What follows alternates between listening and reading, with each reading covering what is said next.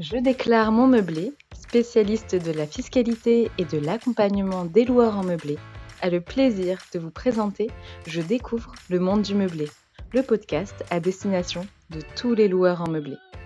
Que vous envisagiez de vous lancer dans l'aventure de la location meublée ou que vous soyez déjà fin connaisseur des avantages de cette activité, retrouvez-nous chaque semaine pour parler conseils, bons plans et suivre ensemble l'actualité de la location meublée.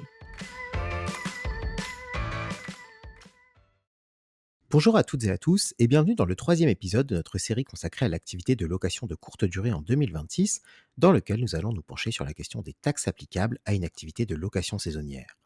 Entre la CFE, la taxe d'habitation, la taxe foncière et celles qui lui sont affiliées ou encore la TVA, il est parfois difficile de s'y retrouver, raison pour laquelle nous leur consacrons un épisode complet de cette série.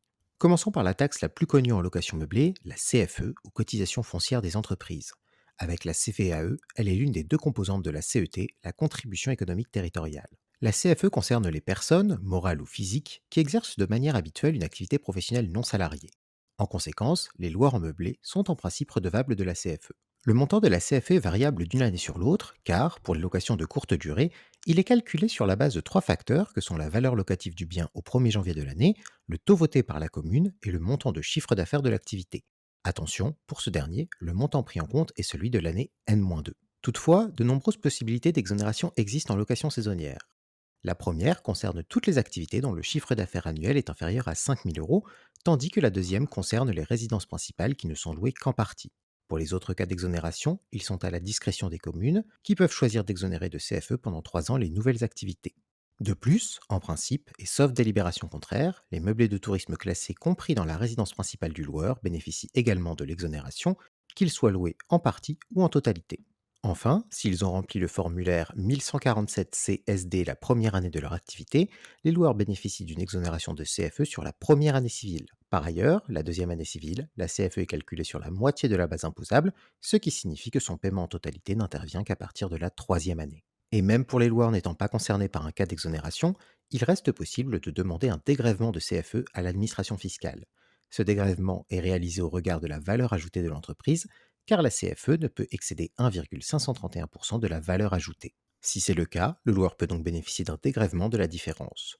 Deux solutions sont alors possibles, à savoir un remboursement du montant du dégrèvement ou, plus communément, un report sur le montant de leur prochain versement de CFE l'année suivante, car les demandes de dégrèvement se font d'une année pour l'autre. Toutefois, s'il existe un plafond de CFE, il existe également une valeur plancher. Ainsi, quelle que soit la situation, les loueurs non exonérés restent soumis à la cotisation minimale de CFE prévue par la commune. Mais quelle que soit la situation, il est important de rappeler que, si vous êtes tenu de régler la CFE, le montant payé est considéré comme une charge déductible que vous pourrez donc déduire de votre montant imposable si vous avez choisi de relever du régime réel d'imposition. Passons maintenant à une taxe que l'on évoque souvent aux côtés de la CFE, à savoir la taxe d'habitation pour les locations de courte durée. Il s'agit d'une taxe perçue au profit des collectivités locales et elle concerne toutes les personnes physiques ou morales qui ont la disposition ou la jouissance de locaux meublés affectés à l'habitation, à quelque titre que ce soit, propriétaires, locataires ou encore occupants à titre gratuit. Mais depuis 2023, les résidences principales des propriétaires et locataires en sont exonérées, ne reste donc plus que les résidences secondaires louées sur la courte durée. Dans ce cas, le critère déterminant pour l'assujettissement à cette taxe est la possibilité d'occuper le bien soi-même. Cela veut dire que si le loueur est dans l'impossibilité de prouver que son bien était disponible toute l'année à la location, il doit s'acquitter de la taxe d'habitation, même s'il ne s'y est pas effectivement rendu. Pour s'exonérer, l'un des moyens existants est de recourir au service d'un gestionnaire de biens par le biais d'un contrat de gestion exclusif. Ce mandat prouve que le propriétaire ne peut plus y accéder pendant la durée du contrat et ne remplit donc pas le critère de l'occupation privative nécessaire pour déclencher le paiement de la taxe d'habitation. Autre possibilité, pour les chambres d'hôtes et les meublés de tourisme classés, certaines communes situées dans des zones de revitalisation rurale peuvent choisir d'exonérer ces activités du paiement de la taxe d'habitation. En cas de paiement, le montant est, tout comme la CFE, variable d'une commune à l'autre. Il est calculé sur la valeur locative cadastrale de la propriété, qui est revalorisée chaque année en fonction de la variation de l'indice à la consommation, et sur la base du taux d'imposition voté par les collectivités territoriales, qui est donc appliqué à la valeur cadastrale de la propriété, éventuellement revalorisée. Du côté des taxes liées à un bien immobilier se trouve également la taxe foncière à laquelle les loueurs de courte durée sont soumis. Comme les précédentes, elle se calcule sur la base de la valeur cadastrale de la propriété au 1er janvier, avec une revalorisation et l'application du taux de la commune. Dans certaines situations, il est toutefois possible de se voir exonérer du paiement de la taxe foncière, même si les conditions sont exigeantes. Ainsi, vous pouvez prétendre à une exonération temporaire de la taxe foncière dans le cas où le local affilié à l'activité de location meublée a connu certains changements, à savoir une construction nouvelle ou une reconstruction, une addition de construction, ou encore si un changement d'affectation a été réalisé, mais uniquement si la conversion a occasionné d'importants travaux de transformation. Si vous parvenez à obtenir une exonération, elle sera valable pendant les 2 années qui suivront celle de la réalisation définitive des travaux, mais ne vaudra que pour la partie du logement concerné. Ainsi, dans le cas d'une extension du logement, seule la surface nouvelle créée bénéficiera de l'exonération et non l'intégralité du bien. Pour avoir une chance d'obtenir une telle exonération, faites également bien attention au délai, car toute demande d'exonération temporaire doit être adressée au centre des impôts dont dépend le logement dans les 90 jours suivant l'achèvement des travaux. Il existe également une seconde possibilité de prétendre à une exonération temporaire. Il s'agit du cas dans lequel vous réalisez des travaux d'économie d'énergie pour le bien concerné. Elle aura alors une durée de 3 ans et pourra être totale ou partielle, mais son obtention sera soumise à une délibération de la collectivité territoriale. En tout état de cause, et si vous ne pouvez pas bénéficier d'une exonération, la taxe foncière reste déductible de vos revenus de location meublée au régime réel, puisqu'elle est considérée comme une charge déductible, tout comme la CFE. Passons maintenant aux taxes plus particulières que sont la taxe GEMAPI, la TEOM, mais aussi, plus spécifiquement pour la location de courte durée, la taxe de séjour et la SACEM. La taxe GEMAPI, de son nom complet Taxe pour la gestion des milieux aquatiques et prévention des inondations, est une taxe facultative mise en place par les communes qui vise à compenser les dépenses liées aux événements climatiques majeurs. Son application, comme son montant, varie donc selon la commune où se trouve le bien loué. Du côté de la TOM, la taxe d'enlèvement des ordures ménagères, son montant est affilié à la taxe foncière et a donc tendance à la suivre au gré de ses fluctuations.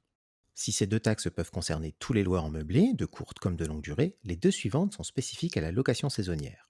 La plus connue est la taxe de séjour, en vigueur dans bon nombre de communes touristiques et qui concerne les personnes qui ne sont pas domiciliées dans la commune et n'y possèdent pas une résidence à raison de laquelle elles sont passibles de la taxe d'habitation, c'est-à-dire les locataires occasionnels. Quant aux locaux concernés, la liste est assez longue et on y retrouve bien évidemment les meublés de tourisme ainsi que les chambres d'hôtes. Si le coût de la taxe de séjour repose sur le locataire et non sur le propriétaire, il convient d'y faire attention, car c'est au propriétaire du bien de la collecter auprès du locataire, à moins que cela ne soit fait de manière automatique, comme cela peut souvent être le cas si vous passez par une plateforme pour la location de votre bien. Il existe deux modes différents de collecte de la taxe de séjour qui sont au choix de la commune, au réel ou de manière forfaitaire.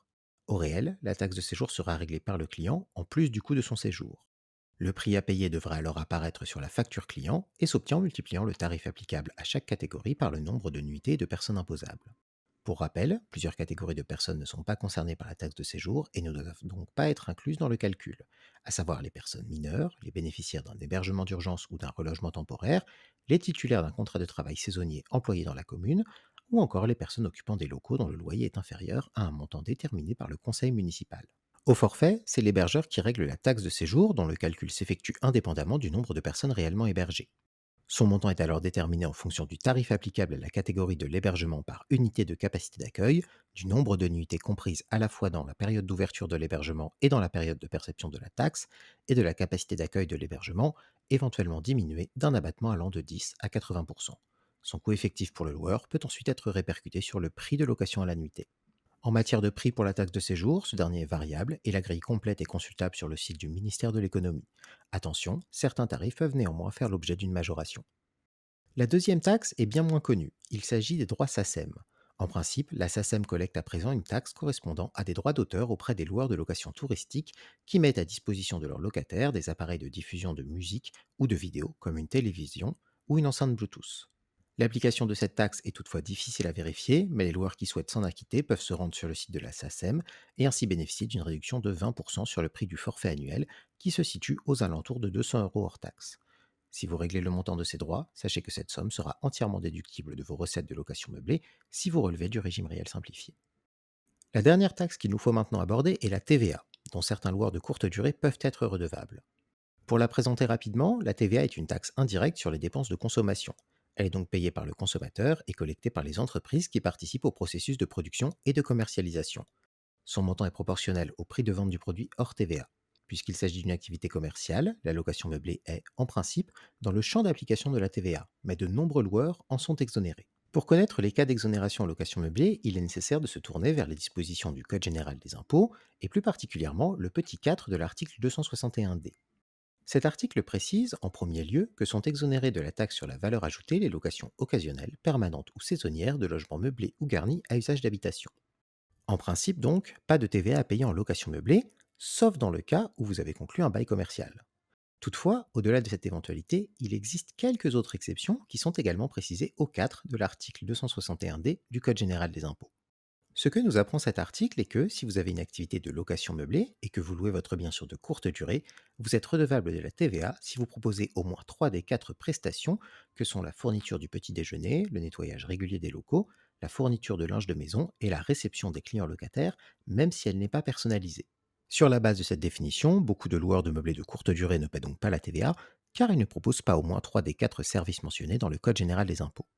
Toutefois, au cours de l'année 2025, un article du BOFIP, le bulletin officiel des finances publiques, est venu changer les choses pour les locations de 5 nuitées ou moins. Ainsi, pour les séjours de 5 nuitées ou moins, la condition de ménage régulier des locaux est considérée remplie à partir du moment où le ménage a été réalisé lors de l'entrée dans les lieux. Il n'est donc plus nécessaire d'effectuer le ménage en cours de location pour que ce service soit considéré comme accompli. Il en est de même pour la fourniture du linge, auparavant considéré comme un service uniquement si le linge était renouvelé. Il suffit aujourd'hui, pour les séjours de 5 nuitées ou moins, que le linge, comme les draps et serviettes, soit fourni dans le logement. Si davantage de loueurs saisonniers qui louent sur de très courtes durées ont des chances d'être redevables de la TVA, ils pourront toutefois y échapper en maintenant le niveau de leurs recettes sujettes à TVA en deçà du seuil de franchise, ce qui les exonérera donc de son paiement. Dans le cas contraire, les loueurs devront choisir un régime de TVA entre le régime réel simplifié et le régime réel normal.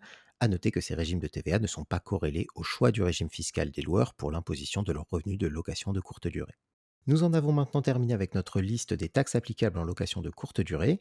Pour les prochains épisodes de cette série, nous allons sortir du cadre réglementaire et fiscal strict et nous intéresser à la question des frais de plateforme ainsi qu'au contenu des annonces de location. Si vous avez aimé notre podcast, faites-le nous savoir et n'hésitez pas à vous rendre sur notre site internet, à nous suivre sur les réseaux sociaux ou encore à nous contacter directement par téléphone ou par mail à l'adresse contact@jedéclaremonmeublé.com.